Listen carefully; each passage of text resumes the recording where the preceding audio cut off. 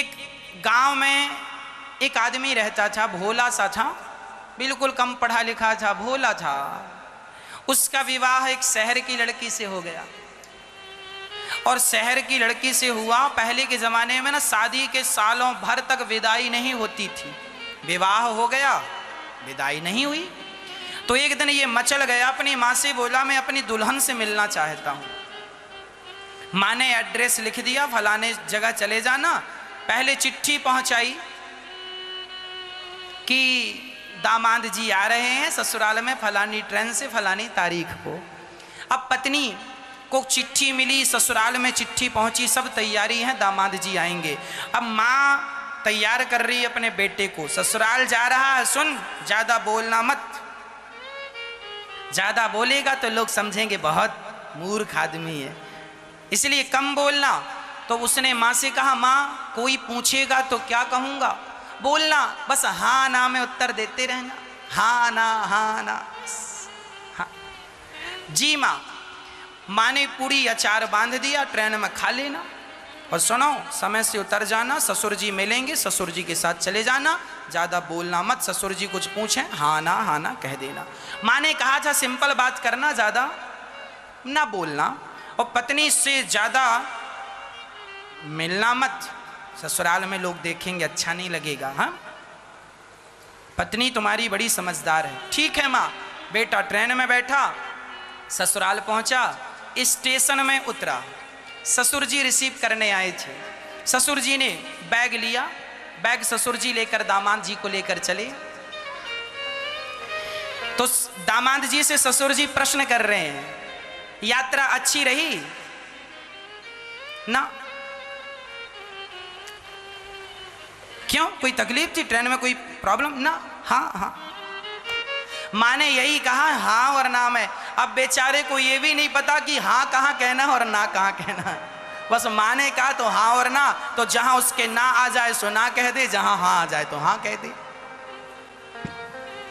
अब ससुर जी से बातचीत करता करता ससुराल गया। अच्छा, माँ ने ये भी कहा है कि नीचे ना बैठ जाना, ससुराल जा रहा, जरा ऊंची जगह पर बैठना।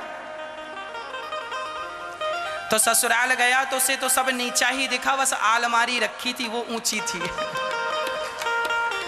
तो वो आलमारी, माँ ने कहा था सबसे ऊपर बैठना, तो आलमारी में जाके बैठा ऊपर। अब माँ ने कहा था सबसे ऊपर बैठना, माँ ने ये कहा था जमीन में ना बैठ जाना, कोई ऊपर सोफे में बैठना या चटाई दरी बिछाए तो बैठना, नीचे ना बैठना। ये माँ उसको लगा कि ऊपर बैठना है, ऊपर मतलब सबसे ऊपर आलमारी है। बेचारा चढ़ा, जैसे तैसे जितने सोफे रखे थे सोफे के ऊपर स्टूल रखा और चढ़ा, जैसे तैसे आलमारी के ऊपर जाके बैठा ऐसे। और तब तक साली आई। साली ने कहा जीजा जी कहाँ है? जीजा जी ने आवाज यहाँ है।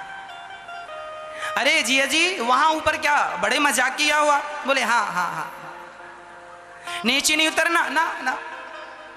अब वो हाँ और ना से ज्यादा कुछ बोले ना, माँ ने कहा ज्यादा मत बोलना। साली ने कहा हाथ मुंह धुल लीजिए, भोजन तैयार है। हाँ हाँ हाँ। उसने उतर के हाथ मुंह धुला, भोजन में बैठा। अब वो ठहरा गांव का और शहर में विवाह था।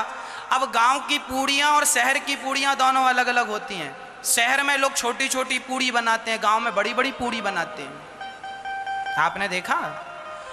अब वो बेचारा बड़ी बड़ी पूड़ी खाने वाला, अब उसकी पत्नी थाली लगाई और थाली लगा के परोसने लगी।